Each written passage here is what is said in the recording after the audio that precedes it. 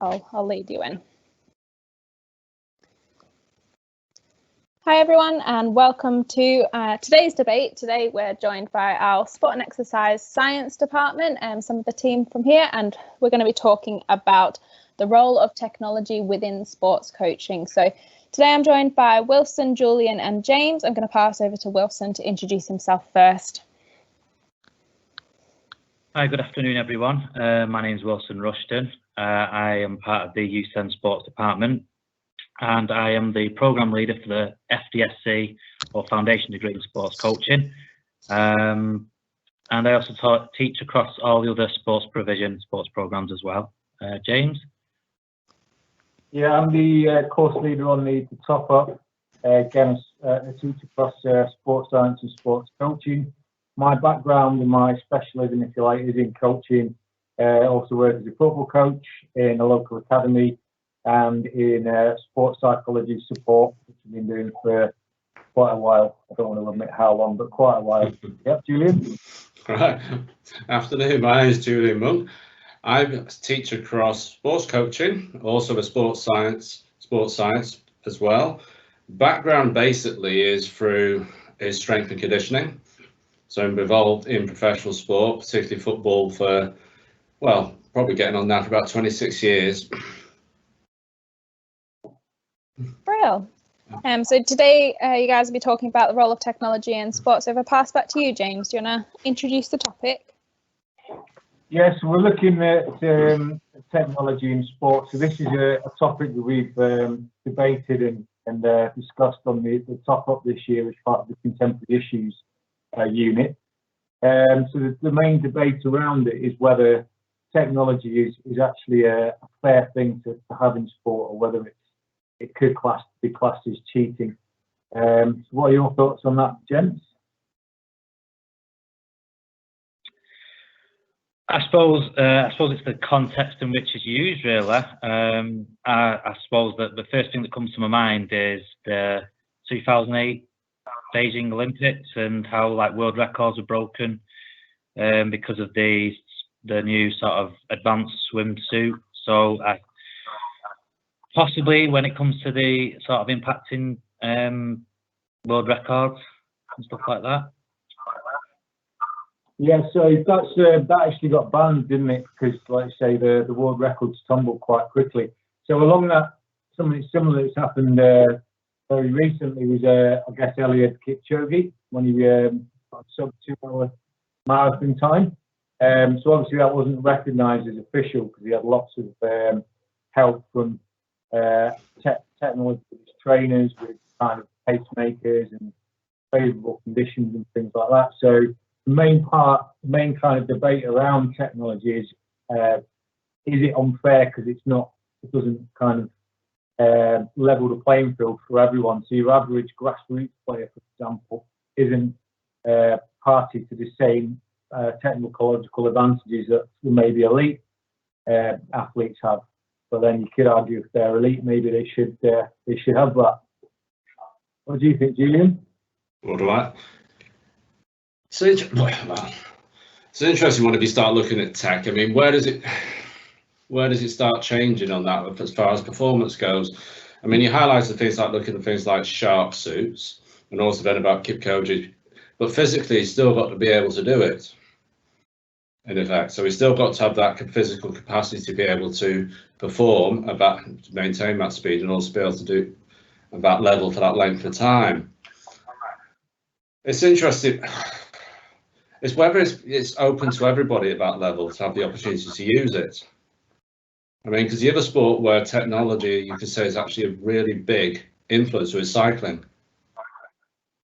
So if you look at, let's say, for the British success of British cycling, a lot of that is put down to the fact that we're actually one of the world leaders as far as the technology that is being used for developing the bikes. So where does it become a tech being the difference for them, and also the physiology of those guys to be able to perform at that level? Yeah, cycling's a very interesting one, isn't it? I want to be a little bit cynical. We maybe could bring into question all these mysterious brown packages and how all these cyclists suddenly seem to be asthmatic around the time of the Olympics. So cycling's an interesting one. Then I think we're going into the realms of cheating as well and corruption, and obviously the Lance Armstrong case. If anyone's followed that, was really interesting. So the technology that he actually used to evade being caught and to kind of win 7 Tour de France in a row. I mean, obviously, as you say, that he was still an extremely dedicated athlete and had to put a lot of almost obsession into it, but kind of the cheating seems to evolve at the same sort of level as the technology. What are your thoughts, Wills? Yeah, I think it's kind of like, you're right in the fact that, okay, everyone needs to train and sort of be really, really good at the sport, regardless of whether you're using these sort of additional things to help you or not. But it's almost like the F1 analogy, in that you can be as good as a driver as someone else, but if you're in an inferior car, then you're just not going to beat the rest of the competition. And it's a little bit like that, but applying it to other sports. So, you know, is F1 fair, really? Should they all use the same cars? And again, sort of transfer that to other sports where everyone should be on a level playing field, but are they really on a level playing field? Yeah. I was to say the only thing. So I was thinking it's an interesting one, but the whole thing about sport anyway, it isn't a level playing field. Fact is, the best win. Well, in most cases.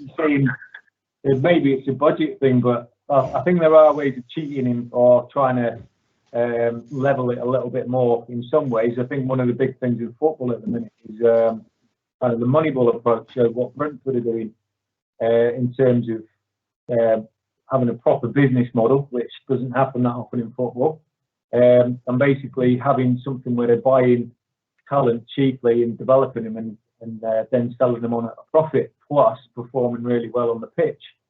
So there are other ways around it. That's obviously come from what was done with Moneyball in the Oakland A's in baseball. What are your thoughts on maybe something a bit more, if we are being contemporary, things like VAR? Wilson, as an ardent Man United fan, it's kind of gone for and against you recently, hasn't it? What's your thoughts on VAR? Well, you can ask Julian about Liverpool shortly, but I honestly think that VAR isn't really an issue. It's been used effectively in other sports for years under like different names, different guises, and although, like in rugby, for example, there's the odd sort of debate about the decisions. I think the main issues with that is its implementation and who's being implemented by, rather than the technology itself. So they keep changing the rules.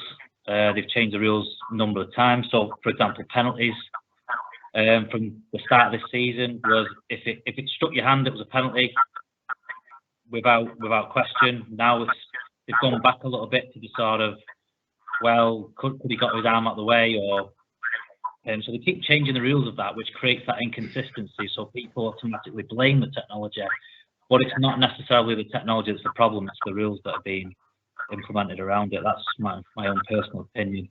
What about yourself, Julian? Well, personally, I'd say VAR's not an issue. It's like anything. It's human error. It's interpretation of the actual what we're actually seeing. So all these decisions that you're seeing, well, getting over few red cards being overturned in recent times, but it's a human error. It's not the VAR's fault on that. So again, for me, it's always an interesting one. When VAR was first introduced, the whole thing was everybody was going to say, well, this is going to solve everything. There's going to be no points of debate left in sport. If anything, it's probably created a lot more than there was before. So yes, I think it's down to that human error. It's human interpretation. I think the original sort of perception around it was it would, like you said, get rid of a lot of these discussion points. But then it's almost like people feel hard done by the fact that maybe their play was, their toenail was offside, or more obscure parts of the body was offside, but by definition, by the rules. But again, that's you. We make the rules. The humans, we make rules. Yeah, exactly. Yeah, it's an issue with the rules. But I suppose it's. I kind of get the impression a lot of people thought as though it would alleviate that feeling of injustice. However, they're still feeling it, even though if the player is offside, but just offside, they're still feeling injustice about it. Do you think that injustice side of thing is a bit of just the innate nature of sport and it being a competitive thing? Yeah, I think that's that's kind of where one of the arguments against using VAR now, isn't it? It takes away the human error, but like Julian said, human error still exists with the interpretation. So you're going to get a system that's supposed to do that. It needs to be interpreted properly.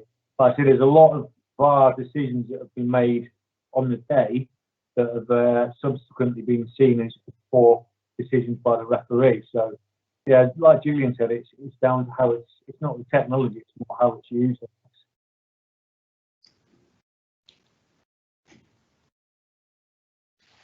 So yeah, I think with any of this, you need to kind of be critical as well. So one of the things we try to encourage is critical thinking there. So it's, what's your strengths and what's the limitations.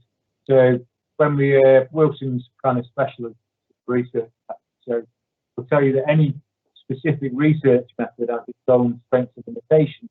So the idea is, can we be aware of those when we're using the technology, and then how can we maybe reduce them so that it actually is a useful tool? Yes, as Julian said, if we eliminate human error with the technology, then it's probably a useful thing to have, I would say. I think the issue is that the implementation as well is, okay, you've maybe got one or two people watching it from the VAR booth and a completely different site, watching it on the screen, so they're away from the game.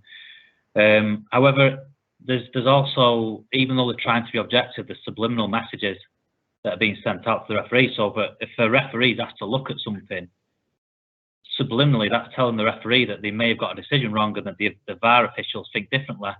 So even though, I mean, how often do you see a referee go back to the screen and stick with their original interpretation? I personally can't think of any instances off the top of my head. Usually when they go to the screen, they'll re-watch it and go with whatever the VAR official has said, even though they've watched it themselves. So I think there's almost like an element of subconscious kind of. I think James would probably be able to explain it a bit more eloquently, being the psychology specialist, but sort of subconsciously subdue themselves to the VAR decision. Yeah, so we have lots of different unconscious biases as human beings. So when anyone gets to read the book Thinking Fast and Slow by Kahneman, it goes into something like 150 different biases that we're aware of in the human mind. So things like affinity bias, where you're biased towards people that are similar to yourself, or halo bias, where someone does something good, so you attach kind of good characteristics to them, so then in your eyes they can do no wrong. So all these little things, confirmation bias, like I said, there's literally dozens and dozens of them. So like Wilson said, all these things still lead to a little bit more human error in the interpretation of the technology. Do you think then there's ever going to be a point where potentially we get to that there's actually no on-field umpires and it's purely done by kind of third umpire VAR technology? I think like my background's in boxing, competed and coached in.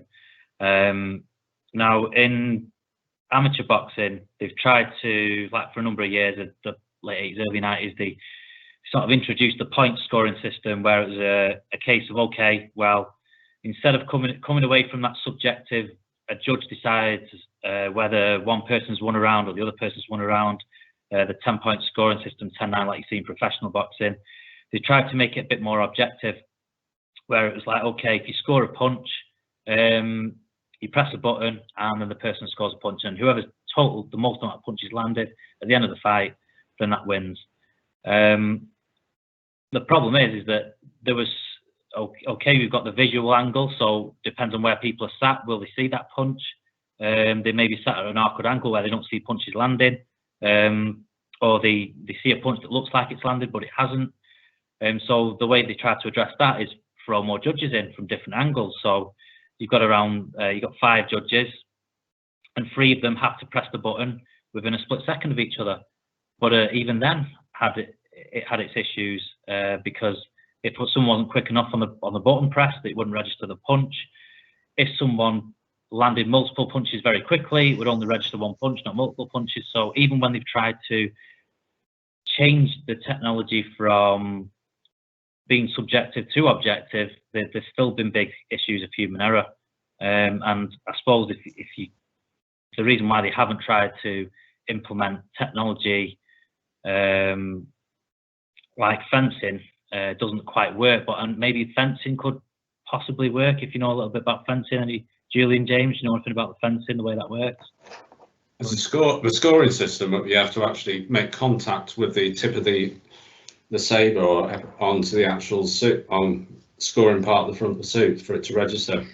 It has to hit. That's technology based, isn't it? Yeah, well?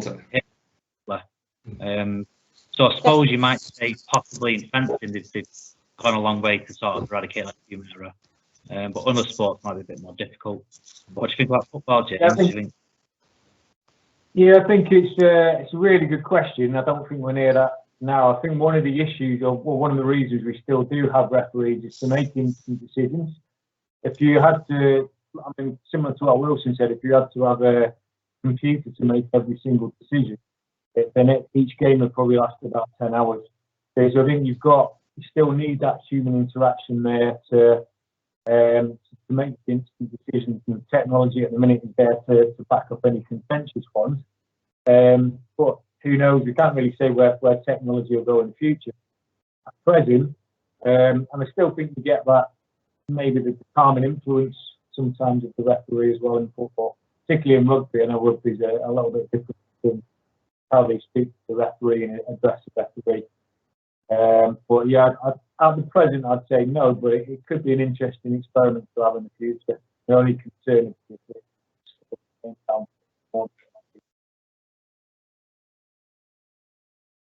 And I guess also then obviously that this is one application of technology in sport, but especially coming from, well, especially Julian and James, your background with coaching and strength and conditioning, do you feel like technology in terms of kind of that side of things in the preparation side and access to it is still kind of a bit of an issue? Like just off the top of my head, I'm thinking about, like you said before about the Olympics across the board, does everybody have access to the same kind of training facilities, etc., to actually get them up to that speed, and does that kind of cause issues when it comes to competition? I think that's a real grey area. That's a real moral dilemma. So the question is, should everyone have access to the same technology, or should it just be elite performance? What's your thoughts, Julian? Well, it's an interesting one because technology helps enhance as far as training goes. So we can measure training better, so we can measure what people are doing. So we get a better understanding now how actually people perform, and so it helps us inform a training process.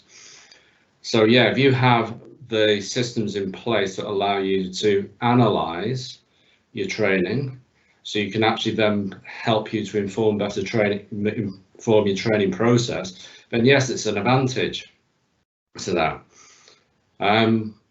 So yeah, I think if you've got those things and you have that availability, yes, it's an advantage to you.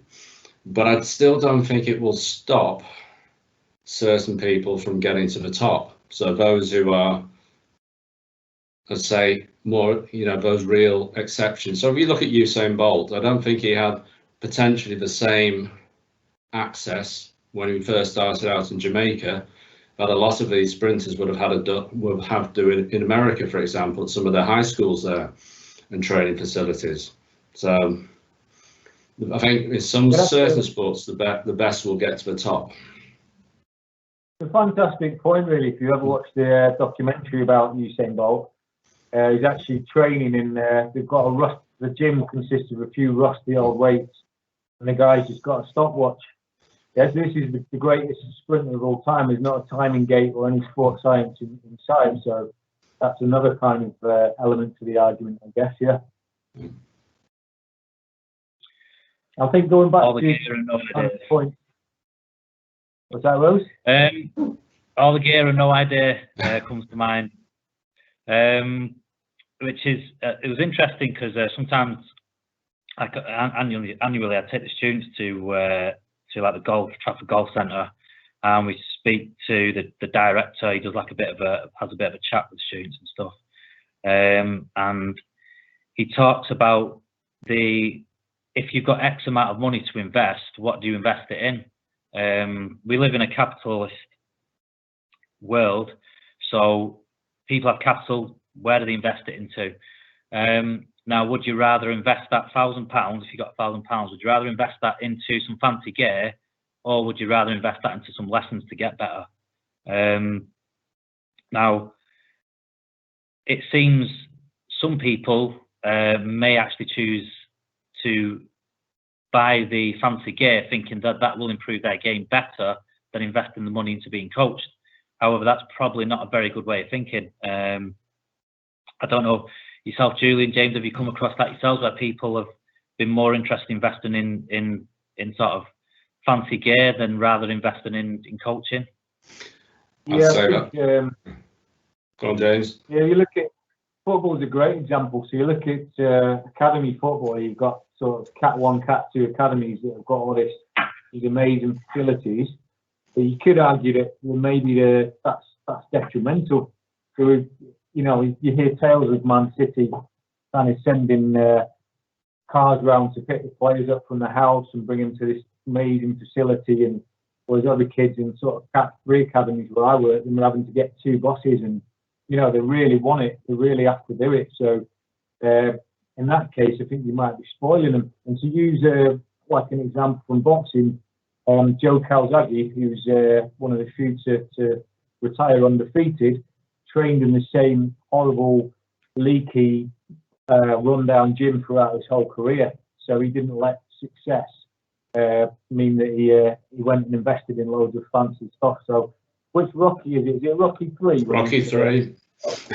Yeah, when he's fighting Clubber Lang, and he has that ridiculous setup in Philadelphia, and then he has to get the eye of the tiger. So it's a little bit like that analogy, I guess. Yeah.